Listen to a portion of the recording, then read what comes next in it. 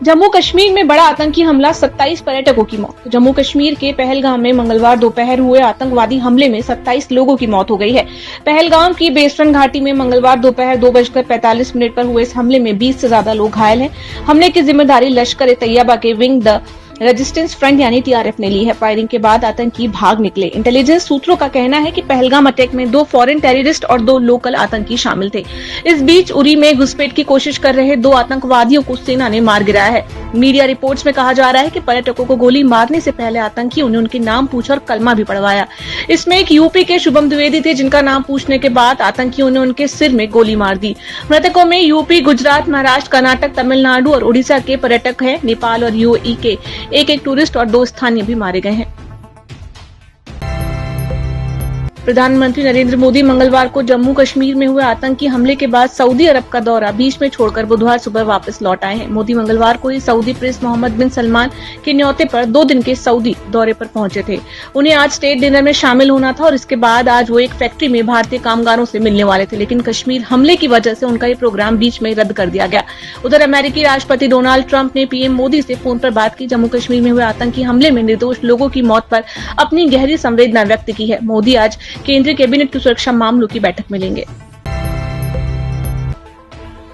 धनखड़ बोले, संसद ही सुप्रीम, उससे ऊपर कुछ नहीं। सुप्रीम कोर्ट के अधिकार क्षेत्र को लेकर चल रही बहस के बीच उपराष्ट्रपति जगदीप धनखड़ ने मंगलवार को कहा कि संसद ही सबसे ऊपर है। धनखड़ दिल्ली यूनिवर्सिटी में संविधान पर आयोजित प्रोग्राम में स्पीच दे रहे थे।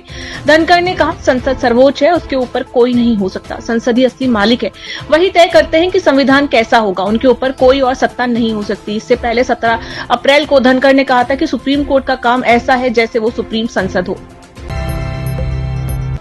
हाईकोर्ट बोला, शरबत पर रामदेव का बयान माफी लायक नहीं। दिल्ली हाईकोर्ट ने मंगलवार को उस वीडियो पर नाराजगी जताई जिसमें बाबा रामदेव ने शरबत जिहाद शब्द का इस्तेमाल किया था। जस्टिस अमित बंसल ने कहा कि ये बयान माफी लायक नहीं है। इसने कोर्ट की अंतरात्मा झकझोर दी है। कोर्ट की फटकार के बाद पतंजलि के फाउंडर रामदेव ने कहा कि हम ऐसे सभी वीडियो हटा लेंगे जिनमें धार्मिक टिप्पणियां की गई हैं। कोर्ट ने रामदेव को एफिडेविट दाखिल करने का आदेश भी दिया है। ऐसी बोला, बार काउंसिलिंग सदस्य बनेंगे वक्फ बोर्ड मेंबर। सुप्रीम कोर्ट ने मंगलवार को राज्य वक्फ बोर्ड में नियुक्ति को लेकर अहम फैसला सुनाया। कोर्ट ने कहा, राज्य बार काउंसिल का एक्टिव मेंबर ही राज्य वक्फ बोर्ड का सदस्य बन सकता है। जस्टिस एम सुदरेश और जस्टिस राजेश बिंदल की बेंच ने फैसला सुनाते हुए कहा कि वक्फ बोर्ड का सदस्य बनने के लिए 2 अनिवार्य शर्तें पूरी करनी होंगी। पहली, व्यक्ति मुस्लिम समुदाय से हो। दूसरी, संसद, राज्य विधानसभा बार काउंसिल के सदस्य के रूप में सक्रिय पद पे हो।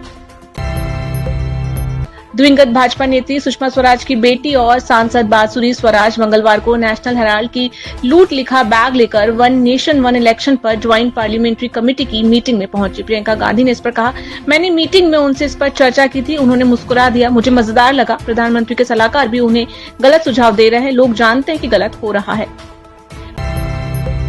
गुजरात के कच्छ जिले में मंगलवार रात भूकंप के झटके। गुजरात के कच्छ जिले में मंगलवार रात भूकंप के झटके महसूस किए गए। भूकंप की तीव्रता रिक्टर स्केल पर 4.3 मापी गई।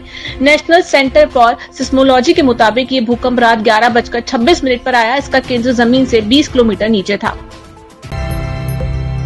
राजस्थान सहित 14 राज्यों में आज हीट वेव का अलर्ट। मौसम विभाग ने बुधवार को दिल्ली, राजस्थान, उत्तर प्रदेश सहित 14 राज्यों में हीट वेव की चेतावनी जारी की है। इस दौरान कई राज्यों में तापमान 3 से 5 डिग्री तक बढ़ सकता है। उत्तर प्रदेश में अगले 5 दिन में अधिकतम तापमान 47 डिग्री पहुंचने का अनुमान है।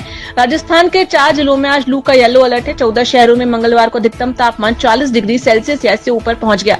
वहीं एमपी के 6 जिलों में हीट वेव के आसार है। खजुराहो, नौगांव, पन्ना, सीधी में तापमान 45 डिग्री या इससे अधिक रह सकता है। पहली बार पुतिन के बेटे की तस्वीर सामने आई। रूसी राष्ट्रपति व्लादिमीर पुतिन के 10 साल के बेटे की तस्वीर पहली बार दुनिया के सामने आई है। British news website Daily Mail ने टेलीग्राम चैनल के हवाले से 2 तस्वीरें जारी की हैं। उन्हें लेकर दावा किया गया कि दोनों तस्वीरें पुतिन के बेटे इवान व्लादिमीरोविच पुतिन है, जिसकी मां का नाम एलिना कावेवा है, जो एक जिम्नास्ट है। रिपोर्ट के मुताबिक इवान लोगों से बहुत कम बातचीत करता है और अपना ज्यादातर वक्त सिक्योरिटी गार्ड और टीचर के साथ ही बिताता है। इवान का एक छोटा भाई व्लादिमीर जूनियर भी है, जिसकी उम्र 4 साल है, लेकिन आज तक इसकी कोई तस्वीर सामने नहीं आई है।